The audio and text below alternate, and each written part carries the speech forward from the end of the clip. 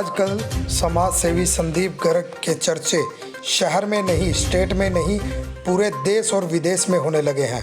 उनके सामाजिक कार्यों को देखते हुए भारतीय किसान यूनियन के पद अधिकारियों ने आज लाडवा के रेस्ट हाउस में आकर समाज सेवी संदीप गर्ग को सम्मानित किया। ये बहुत अच्छी पहल है।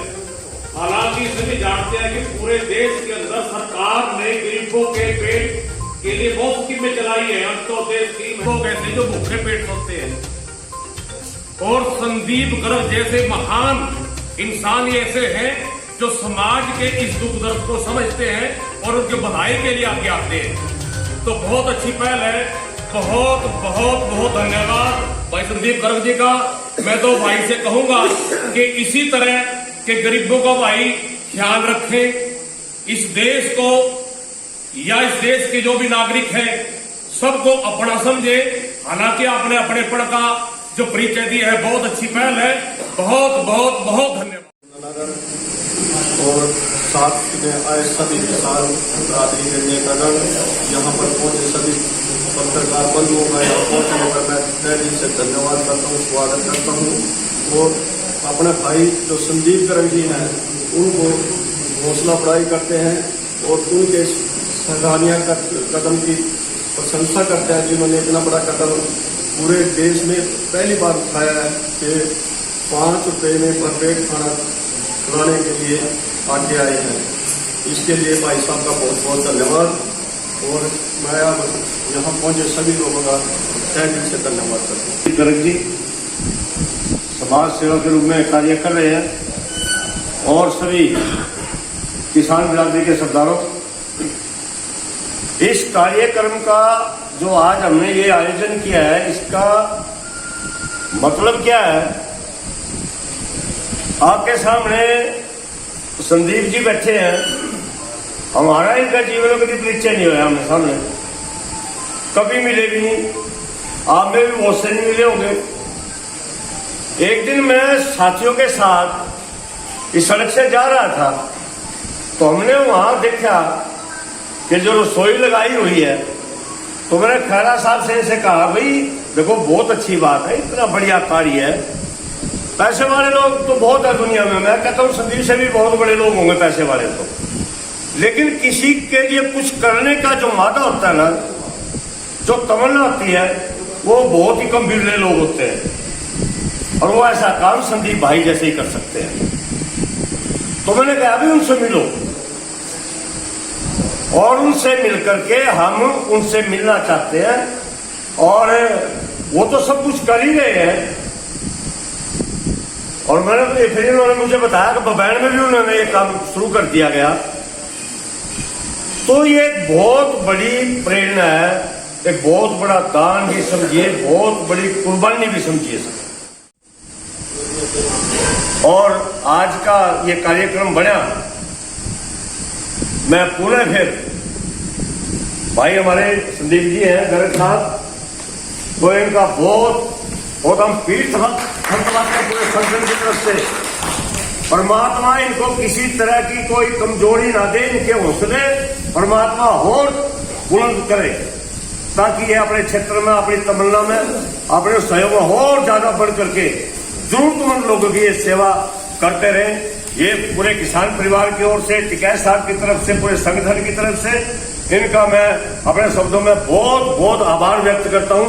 आप दिन रात तरक्की करें, आगे बढ़े और इसी तरह सेवा करते रहे। जय किसान, जय लोग।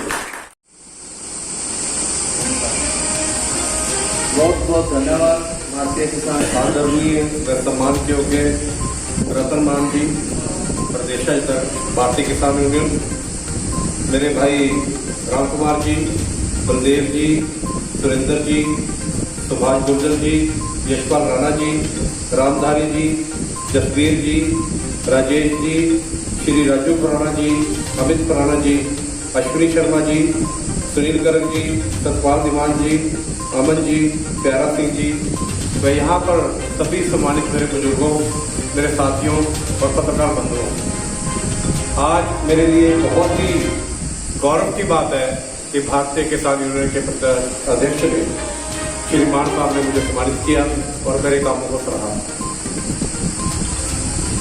एक बात मैं आपके संज्ञान में डालना चाहता हूँ कि ये विचार मेरे में कहाँ से आया।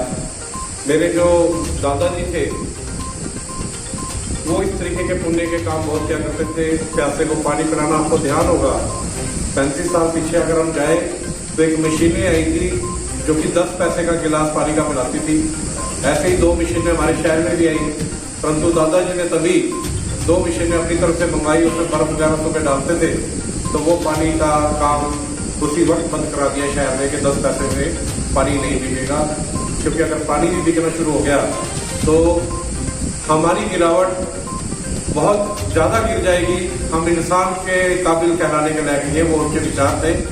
जैसे परमात्मा ने हर एक व्यक्ति के अंदर गुण दिया है, तो वो जो भी काम जानती है हम घर घर जाकर उन महिलाओं को वो सामान मुहैया कराएंगे, और जब वो बना देंगी अगले के लिए ले आएंगे और वो ले आएंगे, उनकी मजदूरी उनके घर बैठे बैठे उनको मिल जाया करेगी। मेरी ये भी होगी। मेरे बुजुर्गों के लिए, नौजवानों के लिए, बच्चों के लिए इसी तरीके से स्टेप बाय स्टेप हम चलते रहेंगे। आप जानते हैं कि मेरे आज के दिन सरकार में किसी प्रकार की कोई भागीदारी नहीं है। मैं जो भी कार्य कर रहा हूँ अपने निजी कोष से कर रहा हूँ, परंतु कोई भी मेरा भाई किसी भी वक्त कोई साथ देने आता है तो हम किसी को पहले शुरू में हमने मना किया, परंतु कुछ भाइयों ने मेरे बुरा माना कि क्यों हम इस पुण्य के काम में भागीदार नहीं हो सकते। तो फिर उसके बाद कुछ लोगों ने हेल्प भी की। एक वादा मैं आप लोगों से करता हूँ, क्योंकि आप जानते हैं कि मैं सामाजिक तौर पे भी हूँ और पॉलिटिकली भी हूँ। आज मैं किसी पार्टी में नहीं हूँ, पर आने वाले MLA के इलेक्शन में मैंने अपनी दावेदारी ठोक रखी है। जिस दिन इस जनता ने मुझे आशीर्वाद दे दिया, इसी तरीके से बेरोजगारी के लिए, हमारे बुजुर्गों के लिए, हमारे नौजवान साथियों के लिए, बच्चों के लिए, सबके लिए स्टेप बाय स्टेप प्रोग्राम है, और मैं उसको पूरा करके छोड़ूंगा। और इलेक्शन से पहले वो वाला काम करके दिखाएंगे जो एक बनने के बाद एक MLA MP नहीं कर सकता। आप इससे अंदाजा लगा सकते हैं कि अगर सरकार में भागीदारी हो गई तो मैं क्या कर सकता हूँ, हम सब मिलकर क्या कर सकते हैं, ये समय बताएगा।